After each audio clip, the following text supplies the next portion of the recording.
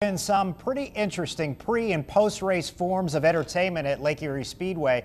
This Saturday is no different. Time to welcome in Jimmy the Shoe D'Angelo, who owns the only 1950 Studebaker wheel standard bullet nose fire truck. Tell us about the show Saturday, Jim, and what the fire truck does. Well, the fire truck gets up on its rear wheels and is designed to go for a quarter of a mile on those rear wheels.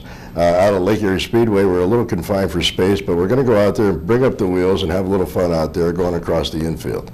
Tell me, how long have you owned the truck? I've had the truck for only a few years, but I've been following this wheel standing for since back in the 60s. There was a fellow named Bill Golden who had a car called the Little Red Wagon, who originally started this wheel standing outfit. They had a rear engine experimental truck, and what they found out was that when they hit the throttle, the truck stood straight up in the air.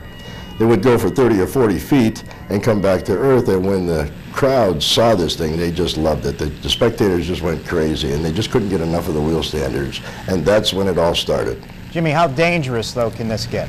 Well, at 100 miles an hour on just the rear wheels, it could get dangerous, but the car does have a guiding system, so I'm able to steer it as I'm going down the track.